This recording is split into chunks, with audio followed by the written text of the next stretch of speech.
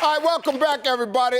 Listen, my buddy, psychic medium Reginald Lewis has been helping a lot of people here on the show with his gifts. So we sent our producers down to his home in Atlanta so we could get to know a little bit more about him and meet his family. So take a look. My name is Reginald Lewis. I'm a psychic medium. I was born and raised originally in Cleveland, Ohio, and currently I reside in Atlanta, Georgia.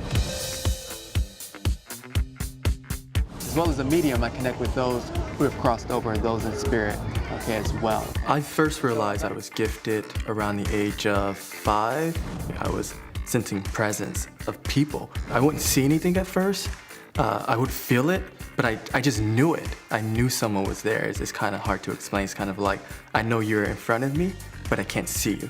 Reggie was very quiet as a baby. He didn't cry a lot, but around maybe 6 or 7, I noticed something a little different about him. He was sitting in the front room, and he was really quiet, and I asked him, was he okay? He started to tell me.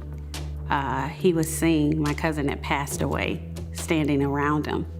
So right then and there, I kind of knew there was something going on with him. My first experience with a gifted person was my grandmother.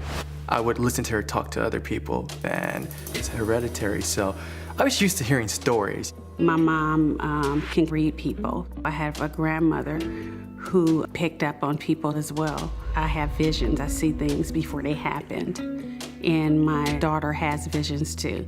Reggie just seemed to have taken it on a whole different level than us. My brother's gifts are very unique. He can read you without even, even talking to you, without saying a word.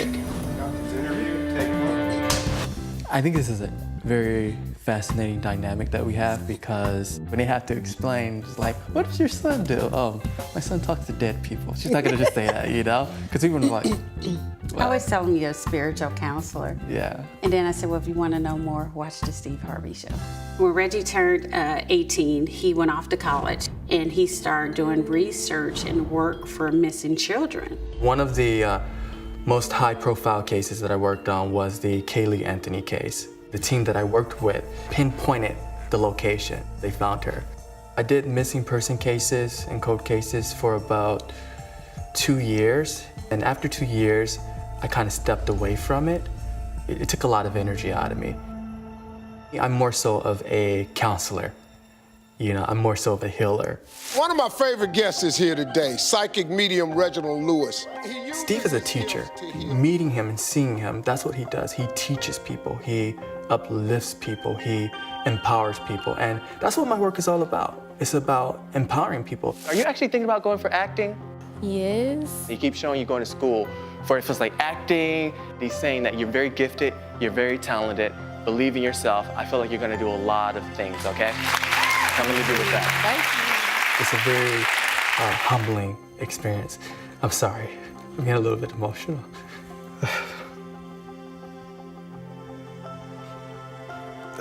Sorry. It's good tears. I want people to know that everyone has a purpose. Everybody is here for a reason. I believe, that saying, you seek, you shall find. Look for it, ask. Eventually you'll get there.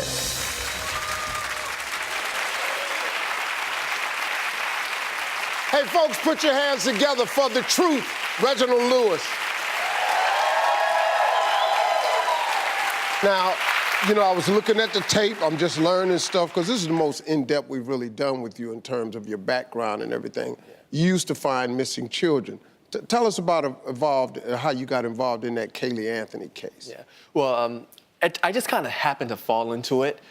What happened is I was actually watching TV one day, and there was a television show where there was this lady who was actually a well-known psychic detective, and they was actually doing the episode in Ohio where I was from. So I got very excited because, first of all, I've never ever seen anything like that on TV, and I've never ever seen any kids gifted my age. And here was this lady teaching these kids how to utilize their gifts, to believe in their gifts on a missing person case. So what happened is I immediately went online, I searched up this woman, I wrote her, she responded back 24 hours, and she gave me some cases to work on, kind of test my ability. And lo and behold, she compared my notes to her notes, and a lot of things were very similar and very accurate. And so she took me under as an apprentice, and I started doing missing persons and cold cases with her.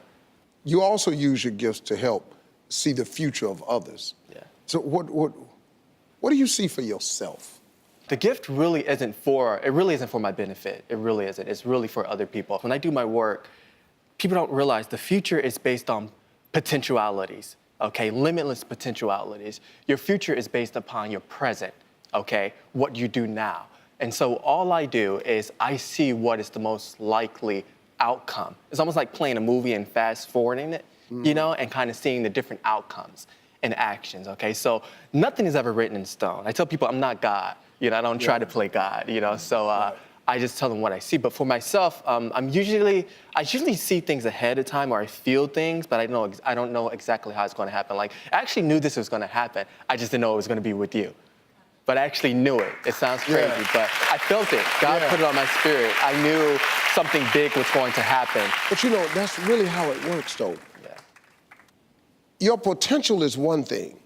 You can have all the potential in the world, but what you're willing to put into yourself and the time to achieve that potential will affect the outcome. And like he says, you can't see the future for you, but if you do the right things, you can get all that stuff that's in your imagination if you apply. But you gotta really, really apply. That's an amazing thing. It's true. Yeah. It's so true. Yeah. Well, I gotta tell you something, man. You really, really are the truth, man. And thank you for coming on and thank you for sharing, man. I think you got a great gift, man. Thank you, man.